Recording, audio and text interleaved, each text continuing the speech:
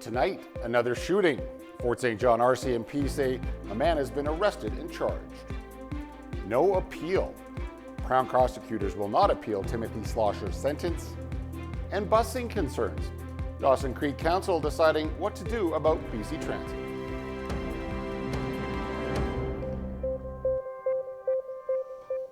Good evening and thank you for joining us, and we begin tonight with more shots fired in Fort St. John. Mounties saying one man has been arrested in the city's latest shooting.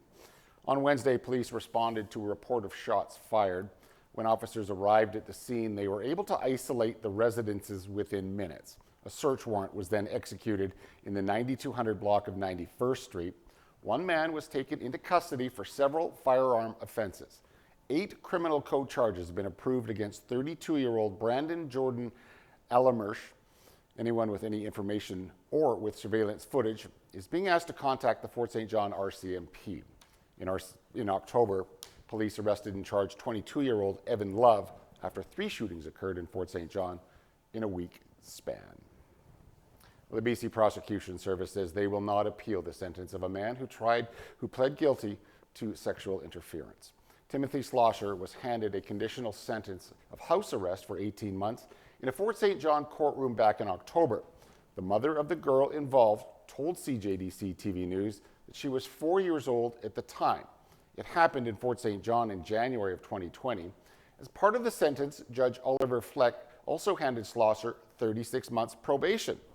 Fleck also allowing Slosher to continue working during his sentence. Well, there was strong reaction on social media at the time to the sentence, many saying Judge Fleck's sentence was too light. The BC Prosecution Service was reviewing the decision, the service saying today the Crown will not file an appeal of the charter ruling or the sentencing decision in this matter. The possibility of a future without BC Transit in Dawson Creek was discussed during the latest City Council meeting this week, and one resident who relies on the bus is worried about the future impact on the community. Noah Abel has the story. Getting around town in Dawson Creek is becoming more difficult for transit users. 6 years ago, bus service was more frequent than today.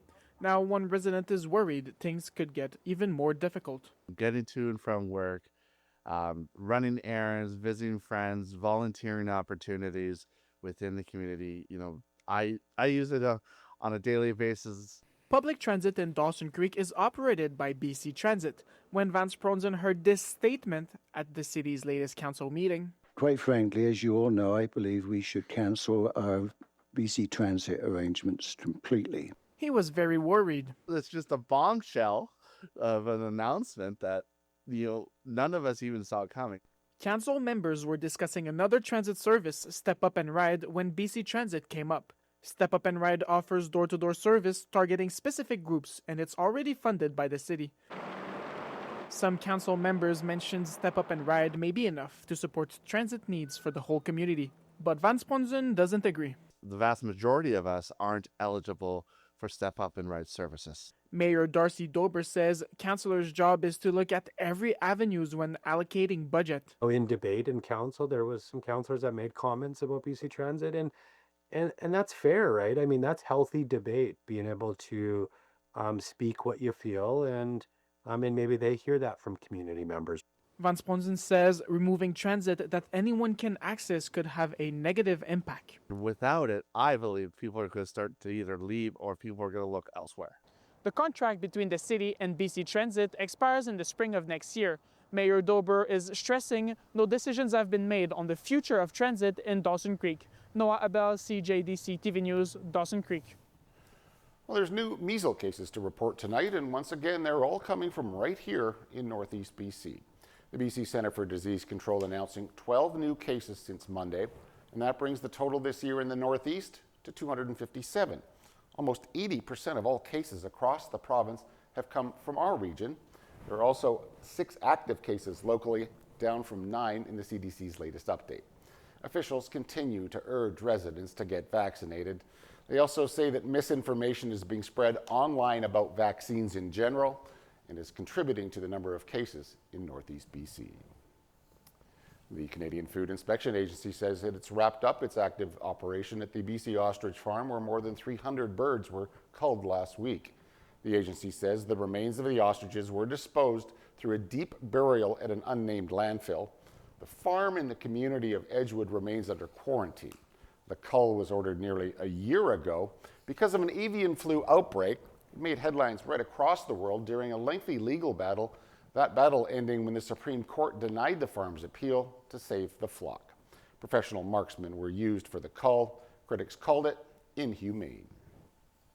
BC's New Democrats are gathering in Victoria this weekend as the party convention gets underway, but there are questions about the level of support that Premier David Eby will be receiving from delegates. Eby says the convention will give him a chance to meet face-to-face with members from every part of the province. He may be facing some tough questions. The recent BC GEU strike, which stretched on for 8 weeks, certainly ruffled some feathers. The convention is also happening against the backdrop of the Cowichan Tribe's original title case. That ruling has provoked concerns about the effect on private land ownership. The NDP plans to appeal that decision. And Premier Eby was in Esquimalt today announcing a major investment in the skilled trade sector. Over the next 3 years, the provincial government says it will be doubling trades training funding with a $241 million investment. The goal is to address wait times for critical industrial trades, ensuring faster access to training. As well, the province will advance skilled trade certification, beginning with crane operators. As opportunities evolve, new measures will be implemented to ensure workers can move easily between industries. The Premier says now is the right time for this type of investment as Canada moves towards building projects that will make us less dependent on our U.S. neighbors.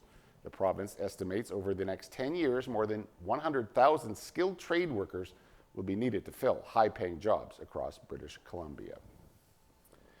And we now know that 4 provinces will host a new major nation-building project greenlit by the federal government, but so far Alberta is not one of them. The pipeline pitched by Danielle Smith's government has not been approved. Despite that, Smith says she's happy with the conversations taking place with Ottawa. We've made a lot of progress. We've been going back and forth on an MOU every day, I think, as we're getting the final wording, and I'm really hopeful that we'll have something more to say about that in a few days. Another round of major projects will be approved in the months ahead. And there are divided reactions following the Prime Minister's move to add 2 BC projects to the list of nation-building ventures this week. On Thursday, Carney announced the Silimis LNG project and the North Coast transmission line will be slated for fast-tracking. The justification for these projects is an ongoing concern for the economy amid the trade war with the United States. But the announcement is prompting a larger debate about resource extraction in this province. The Wilderness Committee says it's concerned the Prime Minister thinks that it's important to be touting fossil fuel projects, which they say are destructive. However, the BC Business Council believes there will be thousands of construction jobs and billions of much-needed dollars being invested into the provincial economy. Even with the federal government's announcement, the owner of the Silimis project have yet to make a final investment decision on whether to move ahead. And Mark Carney's first federal budget still hasn't passed the House of Commons, but it's already been criticized by the Parliamentary Budget Officer. The interim budget officer is independent and he's nonpartisan, and now he's calling the government's accounting into question. CTV's Judy Trin on what's being said about the government's math. There is one figure all sides agree on. Budget 2025 comes with a whopping $78 billion deficit. Parliament's budget watchdog says that digging out of the hole will be harder than the Liberal government is letting on. We think that the definition the government's used around capital investments is overly expansive.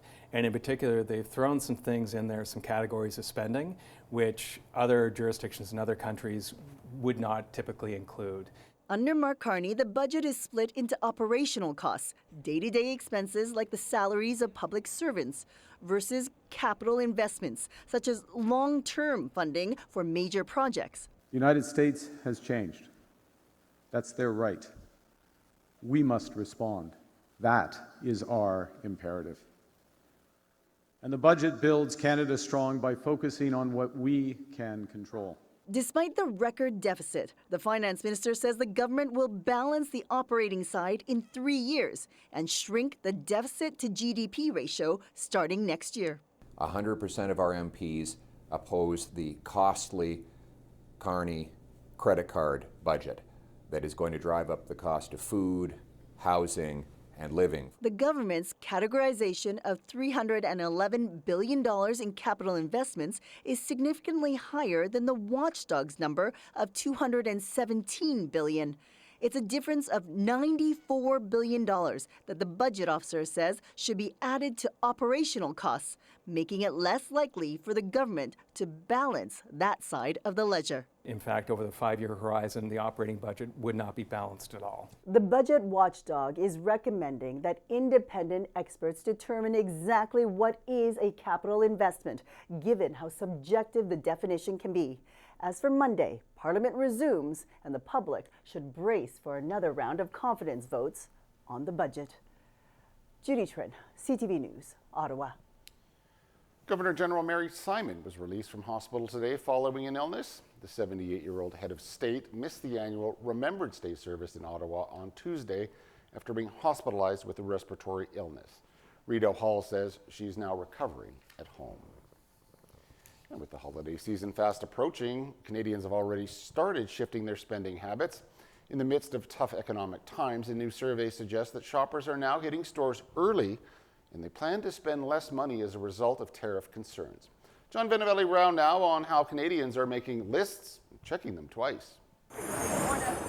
At Toronto's Eaton Centre, it's beginning to look a lot like Christmas. And with the holiday season fast approaching, some shoppers already crossing names off their list. We're just getting ready. We already have our trees up. We're doing some shopping today. We're going to hit some other malls as well and do some shopping. And the survey offering a snapshot of how Canadians plan to spend amid worries about tariffs, the job market, and inflation. I think things are really expensive right now, so I'm probably going to be cutting back a little bit this year or budgeting well or just making sure I'm buying things on like Black Friday. The survey by BMO finding 41% plan to cut back on holiday spending and 15% budgeting to shell out more on gifts, anticipating higher prices due to tariffs. It is concerning that, everything is more expensive. Some said they plan to buy more Canadian-made products to avoid tariffs, while a quarter said they started shopping early to avoid potential tariff-related price increases.